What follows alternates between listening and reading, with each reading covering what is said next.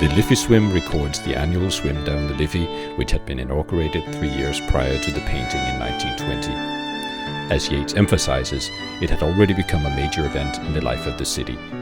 Held in the early evening in late summer, it was aimed at workers who would be free at that time to see the race. Yeats is keen to demonstrate his participation in the event and includes a depiction of himself sketching the scene. He appears in the guise of the flaneur, part of the crowd, exposed to it sensually and yet removed from it in his role as commentator. Different from other modernist depictions of the city crowds, the Liffey Swim emphasizes a harmonious relationship between the people and their surroundings. The comparatively small scale of the quayside buildings does not obscure the sky and river. Instead, these two natural elements dominate the scene, placing the city and its inhabitants in a secondary role. Yeats' relationship to the city is similar to that of other modernist artists who consider it to be an exhilarating phenomenon of contemporary experience. With its diverse social structures, it's also an important site in which to observe the interaction of the new social classes. At the same time, the city has represented a daunting and disorienting experience of modernity. Unlike expressionist painters with whose style Yeats' mature work is sometimes compared, the Irish art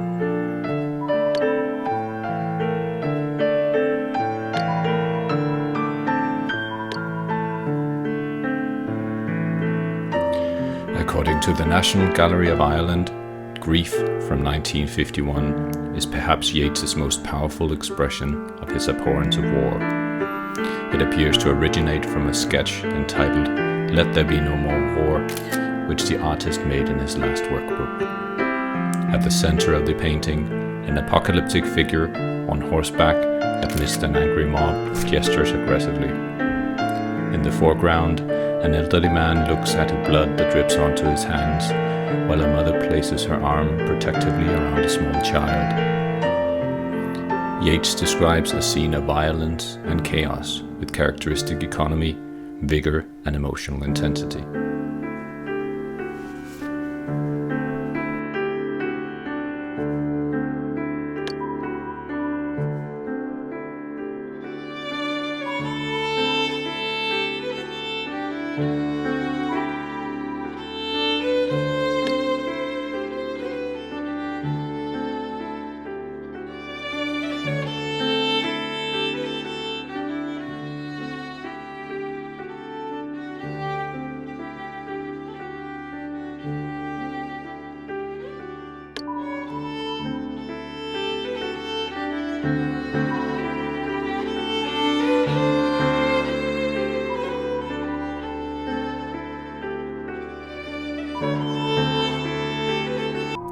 In Flower Girl, Dublin from 1926, male and female figures are juxtaposed and strong social dichotomies are revealed.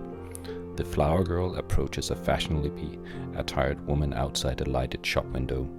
The woman, dressed in red cloche hat and smart evening coat, is obviously of a different social class.